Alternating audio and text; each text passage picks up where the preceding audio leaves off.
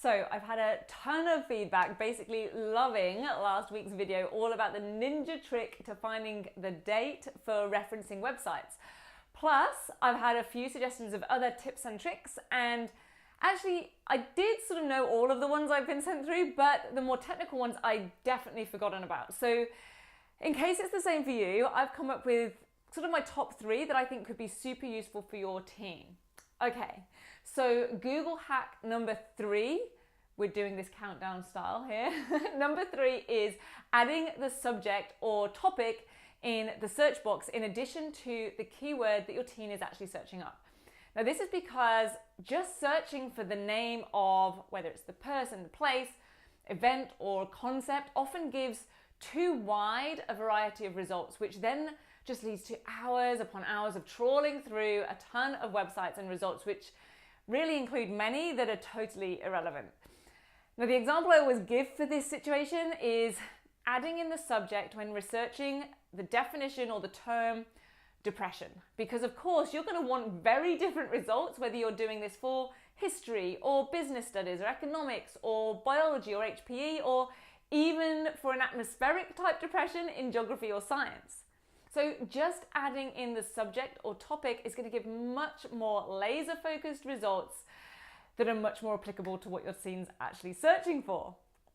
Google hack number 2, putting quote marks around the word or phrase that is a must-have search item and in the exact order for the phrase that you've typed. Because often Google gives results that have that sneaky little, I don't know if you've ever seen this, grayed out bit of text below each result, and it shows where the search hasn't included a particular part or a particular word, when sometimes that's actually the thing you really wanted it to find. So using our previous example, if I was searching up the dates for the Great Depression for history, I might actually include the words history as the topic or subject, date, and then type the Great Depression with quote marks before and after the word the and the word depression. Now this means that the words the Great Depression as a phrase must appear in whole in any search results. So no more wasted time clicking around on results that don't necessarily have the key information or the specific words that I was after. And drumroll please, here is my favorite Google hack for students. Number 1. Well, it's not really a hack, it's more of a, I can't believe how many students don't know about this kind of thing, but it is Google Scholar. This gem of a research or a search engine searches through academic papers and publications like scientific journals, peer-reviewed articles, and academically acclaimed books, websites, and other official publications. So your team can say goodbye to Wikipedia. I can tell you that no teacher ever wants to see Wikipedia in a reference list beyond year 7, maybe year 8 at a push. And they can say hello to more sophisticated, more reliable and credible sources for their research. Now this is at scholar.google.com, or you can just type in Google Scholar into Google.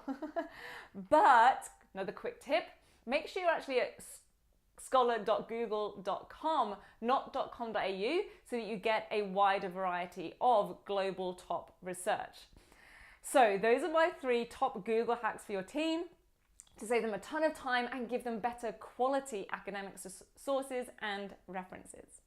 I'm Katie Price, Great Transformation Expert, and if you missed last week's blog with that website date ninja trick, you can find it at www.greattransformation.com.au/blog, as well as tons more tips and strategies for successful study. I'd love to hear your feedback on these 3 Google hacks. Which one do you think is going to be most useful to your team and why? Tell me in the comments below. And then while you're there, go ahead, give this a like or a share. And until next week, let's make this a fantastic week.